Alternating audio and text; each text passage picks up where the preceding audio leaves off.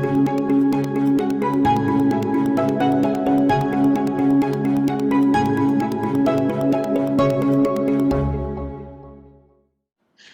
grade 10s. We're starting on a brand new topic today. We're going to start off with statements. Now, before we get to these financial statements, we need to look at a few things, especially the adjustments. So what are these adjustments? Just quickly, adjustments are things that we didn't really record yet into the books for a certain period. Now we're going to also look at periods today. How do I calculate a profit for a, say, financial year? So let's jump into our notes and let's go and look at the GAAP principles again. So we did look at GAAP previously. Now remember, the GAAP principles are there to guide all auditors and bookkeepers to set up all these statements, with all statements to be set up with general rules so that we can compare these statements with other businesses. We can compare from one year to the next year. So these GAAP principles, very important when we set up our financial statements. So let's go and look at them again. So firstly, accountants have to produce financial statements by using these principles of GAAP. Now, what does GAAP stand for? Again, it is generally accepted accounting practices. So these practices, all bookkeepers will follow them. All bookkeepers will keep them when they follow through the statement procedure. Remember, there's quite a few things that needs to happen before we get to the statements. So remember that. These are practices that accountants make use of to ensure that the financial statements are reliable. It is important that accountants use the same set of principles, again, so that we can compare and that it's easy to read. So, the need for GAAP. Accountants apply these principles to ensure that financial statements are firstly fairly presented. Now again, what's fairly presented? It means that it is done not to favor anyone. It's not to favor the workers or the employees and the employers, the owners, so it's done on a fair basis. The next one, it's done timely. You'll see that is the second one. So fairly is number one, timely is number two. What does that mean? We can't set up these statements on the last day of the financial year because maybe some information is still not collected. So therefore, statements will probably be done a month or two after we closed off the financial year end. What is number three? It needs to be understandable. Now, in general, people from overseas, America, Britain, Europe, everybody needs to be able to read our statements and make sense of it. So it needs to be understandable for them and for us. Another one, it needs to be reliable. We need to rely on these figures. Are they correct or aren't they? If they're not correct, we can't trust this company. We can't really say, we want to invest in this business because how do we know that it's reliable? If we follow the GAAP principles, it should be reliable. Another one, comparable. We need to be able to compare it, and I did talk about this one before. We need to be able to compare our figures from last year to this year's figures. We need to compare our business with other businesses in our community or even in the country or even abroad. Another one, it needs to be relevant. Now, what does that mean? We're not going to enter each and every single expense in a separate ledger account. We're going to create like a sundry expenses account for all the small ones just to make it a little bit easier to read. And the last one, all the information that we do read from these statements needs to be useful. You can see that. If it's useful, we can use it. Now, hopefully you can still remember the GAAP principles. Let's quickly touch on them again. The very first one, let's use another color. The very first one will be your business entity GAAP principle. So what is your business entity, guys? Business entity means I need to keep everything separate from the owner and the business. So what the owners, all the owner's assets needs to be kept separate from that of the business. We can't now mix it up. So for example, the owner lives in a house and he needs to pay rent. That won't form part of the business expense. Say the business buys stationery and they use it within the business. That's a business, so we need to keep everything separate. So owner separate to that of the business. Business entity rule. The next one, historical cost. Now what is the historical cost again? When I buy any vehicles, land and buildings, trading stock, equipment, all of those things will be recorded at the original cost price. So if I pay 2,000 Rand for a new cell phone today, in 10 years time it will still be reflected as 2,000 Rand in the books of the business. So in the ledger account, say equipment, it will show a balance of 2,000 because that was the original cost price. Now remember, all these GAAP principles, very important when we set up statements, especially when we look at going concern. Now the going concern means that we are setting up our income statement and our balance sheet for the future. It shows that this business will continue next year. We're not closing, we're not selling, everything will be kept the same, so it will just be end of the financial year and we'll continue with a new financial year during the next day, because if it's the end of this year, the next day will be the next financial year. So therefore, going concern, everything recorded. We're not closing, we're not selling. The next GAAP principle, and this is probably one of the most important ones when we look at your statements, your matching principle. Now, when we go and calculate your net profits and gross profits, all of those profits, we need to know that this is the correct profit for the current year. Now, matching means I need to match all income and all expenses to a particular financial year. So yeah, I don't care, did I pay it, did I receive money, I don't care about it. I care, did I have an expense this year? So for example, I used the telephone, but I did not pay it yet. Now I want to ask you, just think for yourself, did we use the telephone this year? And your answer should be yes, we used the telephone this year, but we didn't pay it yet. So when did we incur the expense? The expense was incurred this year. So you need to include this bill into this year's financial statements because it's an expense for this year. So we need to include it this year. So we will create new accounts. For example, accrued expense. I still owe the company where I have my service at.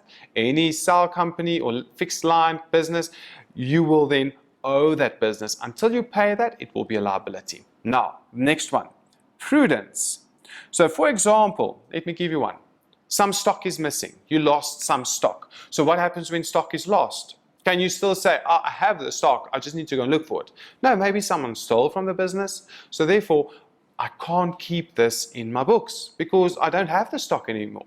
So what do? I have to take it out. So I need to be prudent. I lost. So I need to record this as a trading stock deficit or trading stock loss because I lost stock. So therefore, again, when did I lose the stock? I lost it this year. And if I lose it this year, it's an expense or loss for the current financial year. So therefore, when you set up these statements, you use GAAP and you're being prudent. Being prudent means you're taking the worst case scenario in consideration or you're being very conservative. If you find the stock next year, in the next financial year, you can always include it and say trading stock surplus, for example.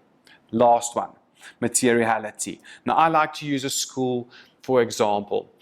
Materiality, when you read the statements, it needs to make sense. You don't want to put in everything in separate accounts. You don't want to make it top heavy. So you have 2,000 expenses. You're not going to be able to read through all of that information very quickly. So, for example, a school can create a stationery account and then a printing and ink account because schools copy a lot. So they can go and trace their stationery, so their normal stationery, pens, pencils, sharpeners, whatever, in one account, and then another account will be your paper and ink to track how much do we really spend on printing in the school.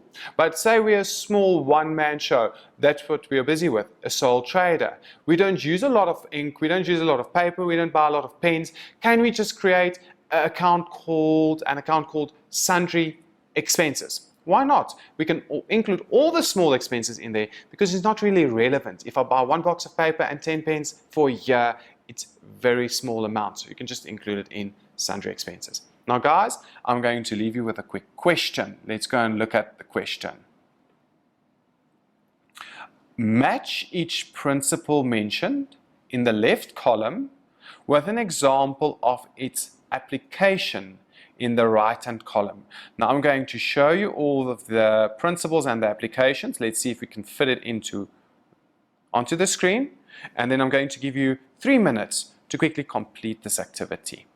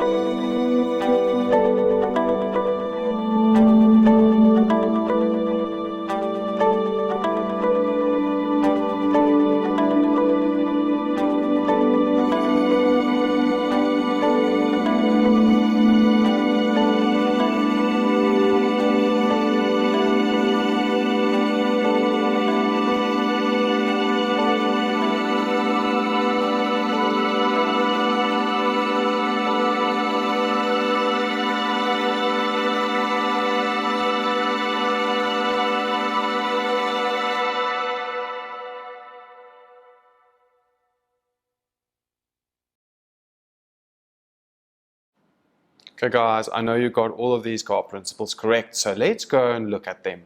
The very first one, I'm going to start on column B. Land and buildings are shown in the balance sheet at 1 million, although the market value is estimated at 1.5 million. And I know you got it right. Remember, that's your historical cost. So we can say B will be 1. Good. Number 2, write off all missing stock. So we have stock missing, so we lost stock, and now we need to write it off. So where do we write it off? We're going to write it off and say trading stock deficit, and therefore E will be number 2 because we lost some stock. Now number C, materiality. Let's see if we can get that one. Cleaning material bought for 35 Rand. So we bought 35 Rands worth of cleaning material, and it's shown as a sundry expense in the financial statements. Remember, it's a very small amount. So definitely C will be 3 because it's material. It's not really material to show it separately. The next one, the owner of the business rents out his granny flat at home to a friend. And remember, this does not form part of the business per se. So we need to say we're keeping everything separate, the owner stuff separate to that of the business. So therefore, business entity A will be 4. And then all income and expenses needs to be recorded in the year it happens. So we need to match all income and expenses to a specific financial year. Therefore, it will be 5 for matching. Let's continue. Now, key concepts for me, for you to understand the work that we're going to continue with in our next segment. I need you to understand what is a financial year.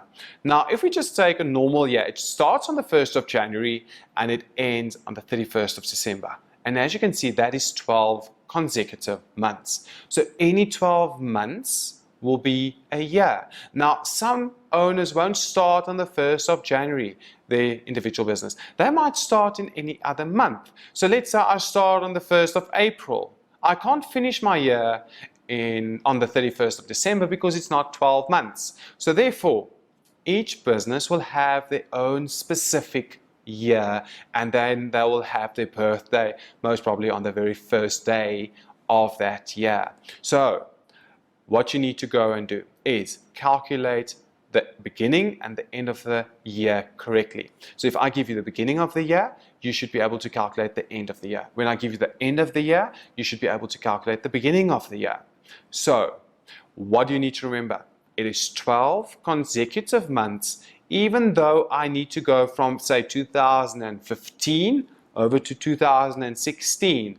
Because if I start, say, on the 1st of November, I have November and December. What about the other 10 months? Those months will be in our next year, but it will still form part of our current financial year. So let's go and look at examples. So it is a period of 12 months in which the financial position of the business is determined. For example, if we count from the 1st of March 2015 and you count 12 months, you will get to 28 February 2016. And that's a good example to use. Now, I want to leave you during this ad break with 3 short questions. So number 1, given the starting date of the financial year for the following businesses, so these given will be the starting date, you need to quickly calculate the date of the end of the financial year for each business. So business A starts on the 1st of April 2014. You need to take it down because you need to calculate now. B, the 1st of July 2012. And business C starts operation on the 1st of October 2010. So you need to go and calculate the end of the financial year for all 3 businesses. I'll see you after the ad. Okay guys, I know you got all of them right. So I want to give you a nice tip on how to answer it very easily. So let's go and look at business A. Business A, draw a nice timeline here, and this will assist you to do it. So the 1st of April is at the beginning, and it's 2014. But now we need to go and count 12 months. But let's go and look at a nice tip. What is the day before the 1st of April? What is that day? It will be the 31st of March.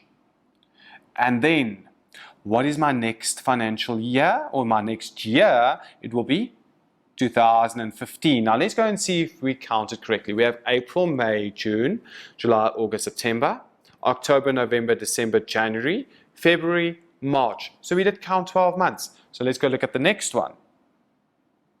And you'll see it works out almost for all 12 months, except for one. I'll show you now. So this one, we're starting on the 1st of July, 2012. So when will we end? What's the day before the 1st of July? It will be 30 June. And because it's over 2 years, it's 6 months in this year and then 6 months in the next year. But my financial year will run for 12 months. So therefore, the next year will be 2013. And then the next one. Let's go and look at that one. So here we're starting on the 1st of October, 2010. What is the day before October? It will be 30 September, 2011. So therefore, if you go and count, you'll see there's 12 months here, there's 12 months there, and there will be 12 months there. But now, be careful. If I give you the beginning of the year as 1st of January, say 2015, if you count 12 months, you'll finish on the 31st of December, also 2015. If you count to the next year, 2016, you're counting 24 months. So be prepared for that one. If they ask it, the 1st of January to the 31st of December, it will be the same year, just like we have a normal year. But let's continue with our work today. Let's go and look at the year-end procedure. Now guys, like we started with the procedure of transactions, we now need to look at the year-end procedure. So let's quickly go back. Remember, we started with the transaction, then we took all of these transactions and recorded somewhere. We firstly recorded on a source document. Then we took all these source documents and placed them into specific journals. Then we totaled the journals. We took it to the general ledger and the debtors ledger and the creditors ledger. And we always did trial balances to see, did I balance my debit side with my credit side? And then also your debtors and creditors lists. So we draw up these two lists to see, do I have all my debtors corresponding with my debtors control, and do I have all my creditors in my creditors list corresponding with my creditors control in my general ledger? So that was to double check for errors or for maybe foreign entries. But now, what do I do at the end of the year? So now this business has been running for 12 months, and now we need to go on with the year-end procedure. So let's start with it. So firstly, I'm going to do all of those things I just said. Start with the source document, then go on with the journal and ledgers, but then at the end, I'm going to do a pre-adjustment trial balance. Now, what does that mean?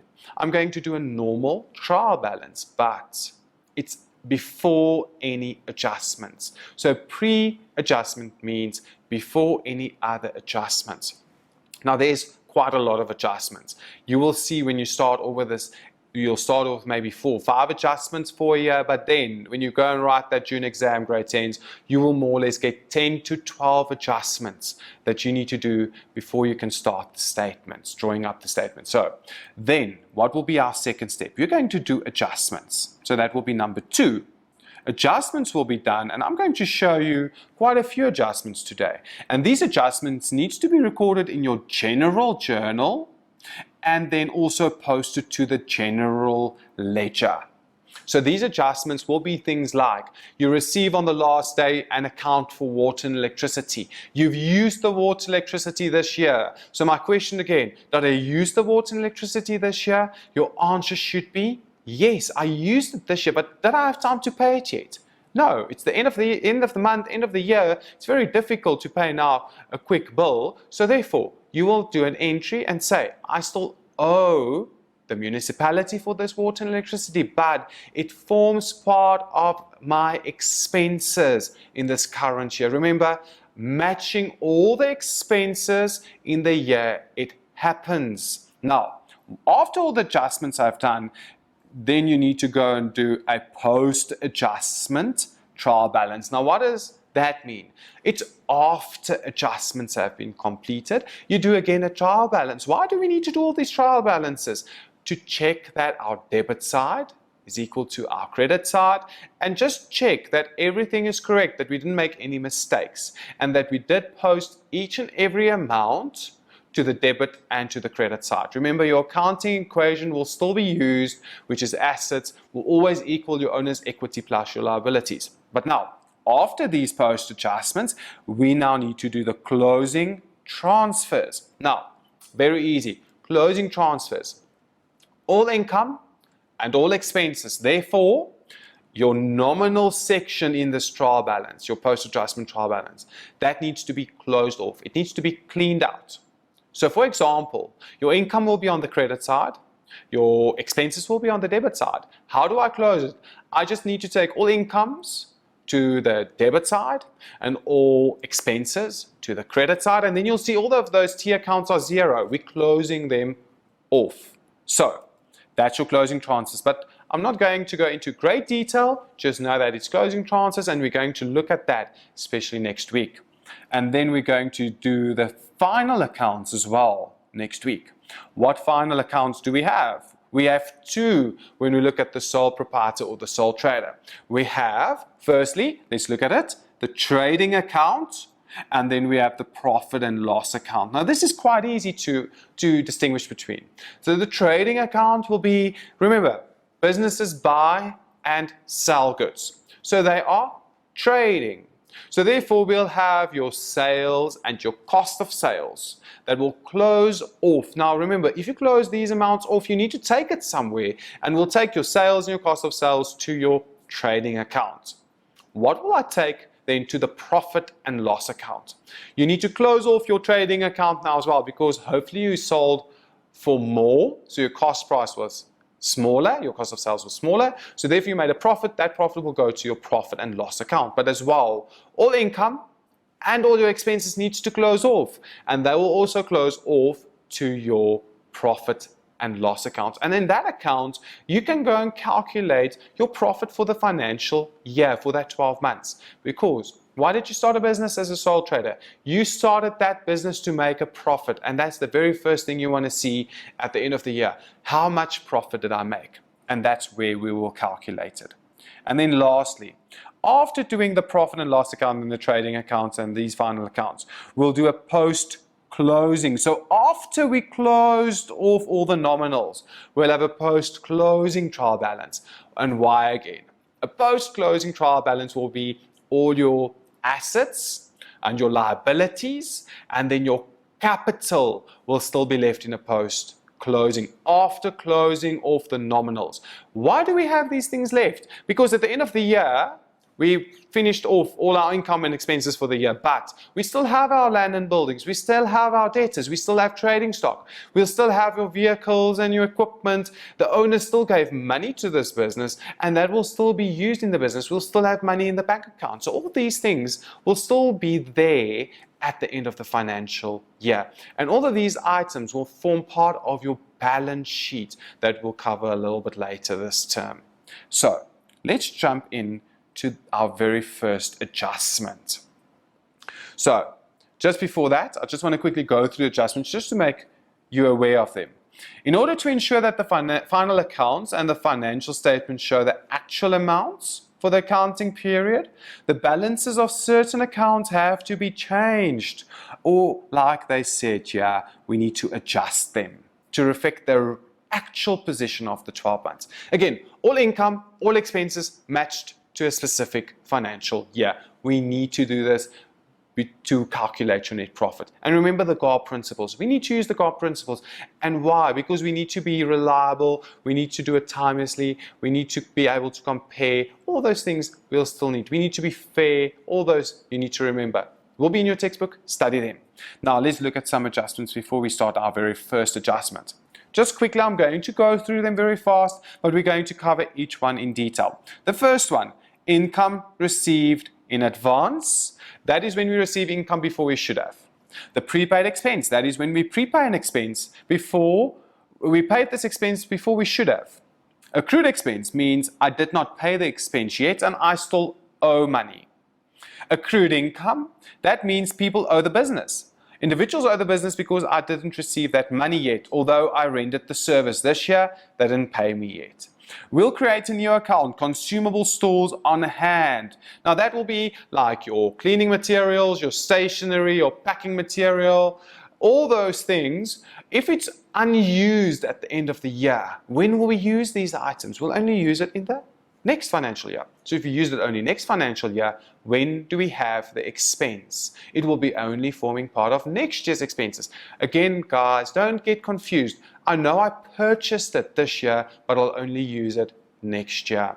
Let's go on. We'll have a trading stock deficit. When we lose stock, we'll create this expense. We need adjustments to correct errors or put in all omissions. Then, a very difficult one. We're going to practice this a bit in the near future. Your depreciation.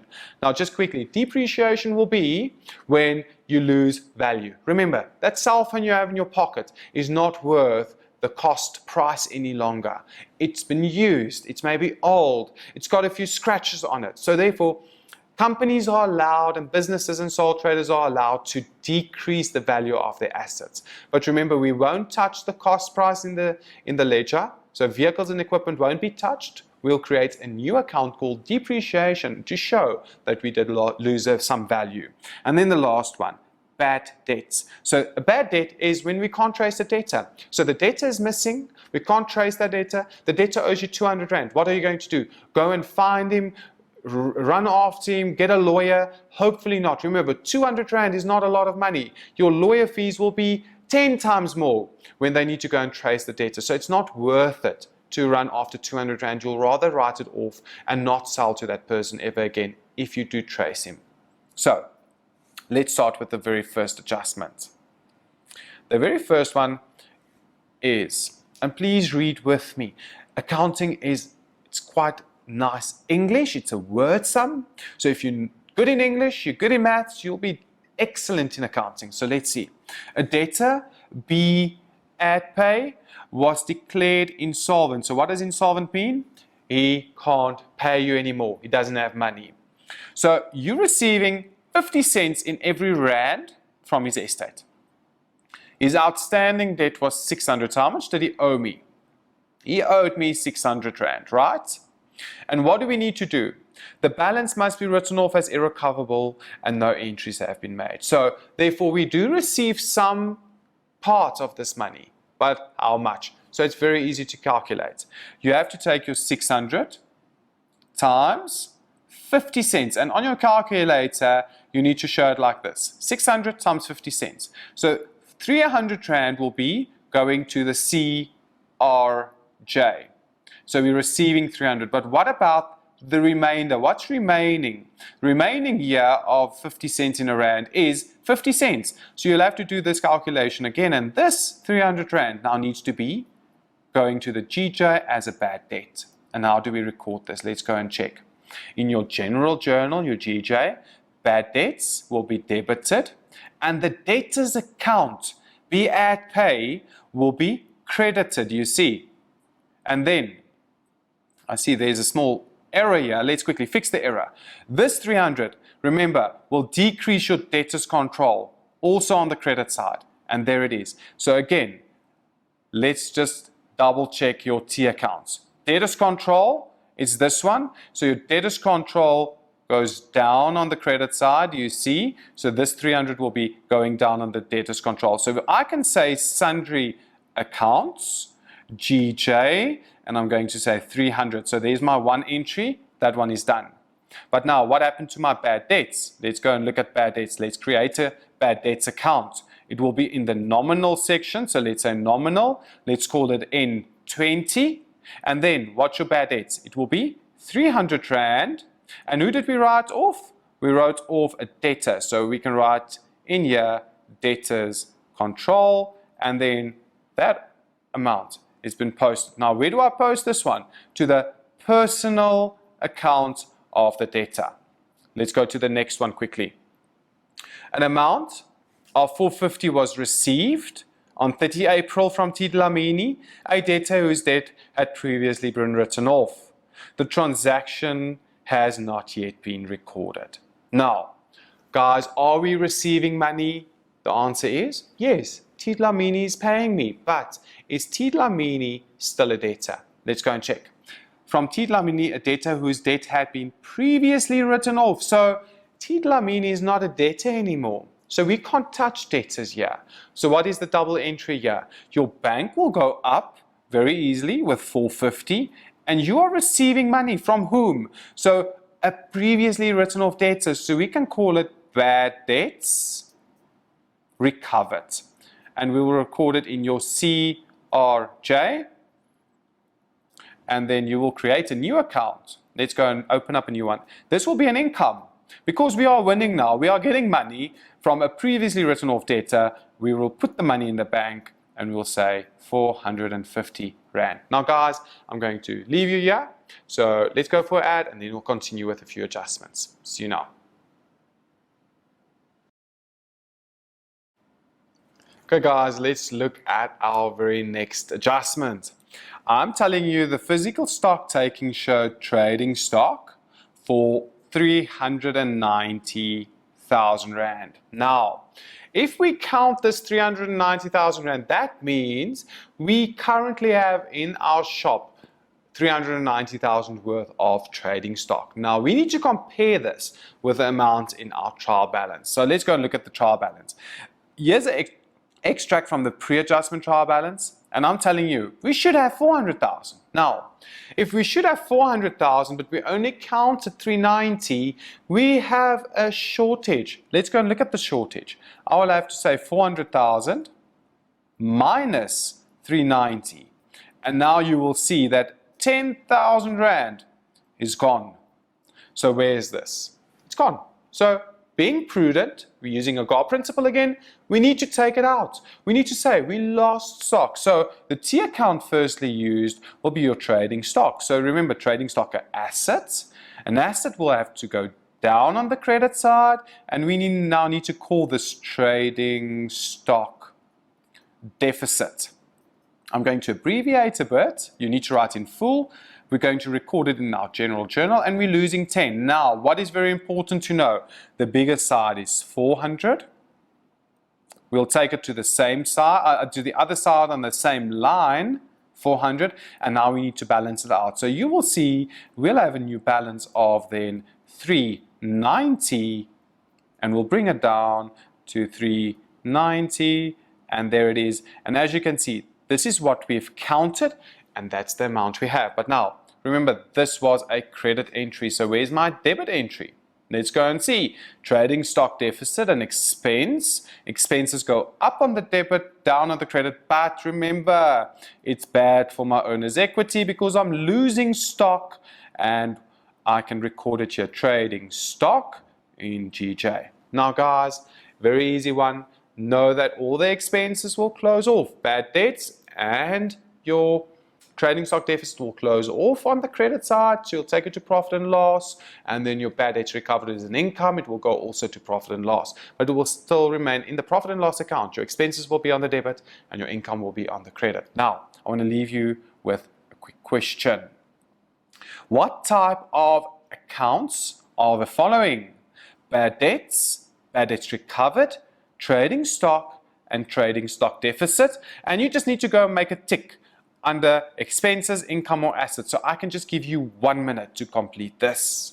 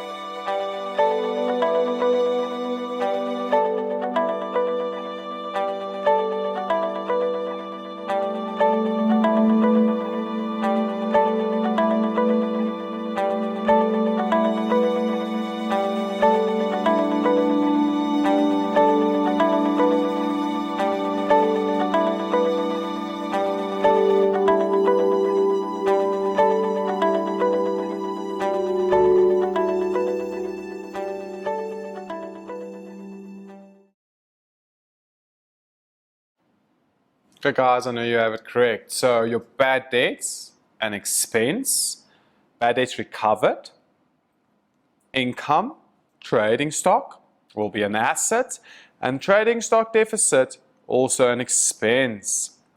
But now that we know these adjustments, let's do a couple more. Our next adjustment for today will be prepaid expenses, your accrued expenses, income received in advance, accrued income. But be careful, always go and look at the pre-adjustment trial balance that I gave you. So here's the extract from the pre-adjustment trial balance. So I didn't give you the full one, I just gave you an extract. So these amounts might be needed, all of these might be needed to calculate your final adjustment amount.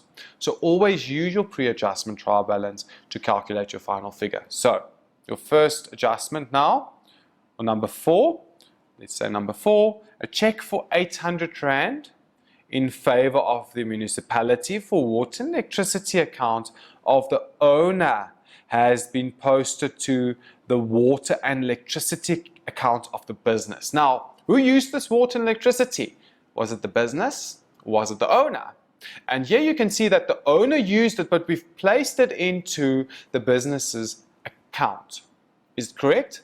No, we're not using the GAAP principle. So we need to use the business entity principle. We need to go and take it out of water electricity and take it to drawings. So this one will be the correction of the error. So let's go to water electricity. We need to now remember, water electricity is an expense, but remember, bad for the owner's equity on the debit side. But as soon as the expense goes down, your owner's equity will go up and the owner will smile. And in this case, we need to decrease your water electricity with 800 Rand and your contra entry will be drawings. And we will fix this error in your GJ. Now, do we have a credit here? Where will be your debit? Your drawings also, like an expense account, it's negative for your owner on the debit side, positive on the credit side. So I now need to go, what's my contra account? You can see the contra account will be water and electricity. I'll have GJ and I'll say 800 Rand because the owner used this water and electricity. Next one. Let's go look at it again. The extract is given again, just nice info. Let's look at the adjustment. Number 5, I say included in the total amount of advertising. Now, where's the total amount of advertising, guys? We now need to go and look at this pre-adjustment trial balance. So let's go and look at advertising. Do we have a line entry called advertising? Here it is. So I need to use that amount now to calculate something. So let's go and see. I already have 6,050 Rand in my pre-adjustment trial balance. Now let's see. Included in that amount of advertising is 2,000 Rand for a 5-month contract which expires on the 31st of May. So we took out a 5-month advertising contract. So therefore we've paid for 5 months. Let's see. January, February, March, April, and May. So we paid for 5 months. But very, very important. When is the end of this financial year? So now, where can you find this? Let's go and see. On your trial balance, I will show you here what the end of the year is. So the end of this year will be 28 February 2016. So now I gave you the end of the year. So let's go and draw a nice timeline. 28 Feb 2016. Now, can you give me the beginning of the year? Hopefully you can. Think carefully. Let's look at it. What is the next day after February the 28th? The next day, it's not a leap year, don't be clever, will be 1 March. What is the previous year? So do you see we do it now the other way around? The previous year is 2015. Now, that is your financial year. You can go and count it. It's March, April, May, June, July, August, September, October, November, December. That is 10 months that fall in 2015. But then what about January and February in 2016? That's your 12 months. But now, let's go and plot on this timeline when we've paid. So more or less, you don't need to do it very accurately. We've started paying for this advertising contract on the 1st of January. And we've paid up to there, which is the 31st of May and that will give you 5 months. So January, February is for this year, so these are fine, but these 3 months needs to be excluded. Now, how do I exclude it? Let's look at it. So we have 2,000 Rand, and that was for 5 months. So how much was it per month? It was 400 Rand per month. Do you see? Now, how many months fall outside of my year? Here's my outside, so I need to take this times 3, and then you need to take out 1,200. Now, how do I record it in the advertising T account? Your advertising going up or down? Definitely going down for the year, because this 1,200 is only for next year. So, therefore, 1,200 now needs to be taken out, because when will I use the advertising? Only next year. So, where do I take it? Now think of this. Is advertising an income or an expense? Yes, it will be an expense. And remember, the owner is now happy because your expenses went down, so it's good for the owner's equity. But what did we do? Did we prepay an expense, or do we still owe money to, say, the newspaper? No, it's a prepaid expense. So let's go and write in here prepaid expense, and then go and open up a new account called prepaid expenses and call this an asset. Because say I decide I don't want to advertise anymore, and you can see that's the contra account. I don't want to advertise anymore, give me my money back. Do they owe you money? And yes, the newspaper now owes the business money because they didn't render the service yet. They didn't give you that advertising space yet, so you need to get this money back. Let's look at the next adjustment. But firstly, again, the trial balance, here's your end of the year. Keep it in mind when you do the adjustments. A very nice one. Water and electricity is owed for February 2016, and the full amount of 1,200 is owed. Now, what do I do again? Go and draw a nice timeline. Again, the end of the year is 28 February. It's on your pre-adjustment trial balance, 2016. The next day, the 1st of March, and the previous year, 15, and that will be your 12 months. But now, did we pay for this month yet? For February? No, we did not pay yet. So, if we still owe money to the municipality, did we use the service this year? That's your question. Did we use the service this year? Yes, we've used it this year. Did we pay it yet? I don't really care, because what is my GAAP principle? Matching means all income and all expenses needs to be matched to a specific year. So let's put it into my accounts for this year. Yes, the expense goes up for this current financial year. And what will we record? 1,200. So your water electricity is going up with 1,200. Remember, you can include the balance. I'll show you now. What is that amount? Where will we take it? We'll take it to accrued expenses, and hopefully you know what accrued expense is now. As you can see, we need to go to the credit side of accrued expenses, because for every debit there's a credit, and we'll have water and electricity here, GJ. And now, what is accrued expense? It will be a liability, a minus plus account. So we owe money to the municipality. Let's go and just quickly check. Easy way to do it in your workbook, you can go here and say plus 1,200, because then you know these are your expenses for the current year. So let's look at the next adjustment. Let's skip your trial balance. Now, number 7, part of the building has been let to B Makuna for 400 Rand per month. So this is a perfect world. 400 Rand per month. So how many months in a year? Again, we need to say 400 times 12, and then you will see we need to get 4,800 Rand for the year.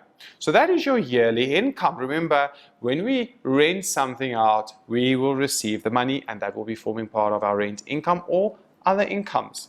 Now, did we receive this amount for the current year? Let's go and look at it. And the answer is, if you go and look at your rent income, we received more. But how much more? Let's go and check. If we say minus 5,200, you will see we received 400 Rand too much.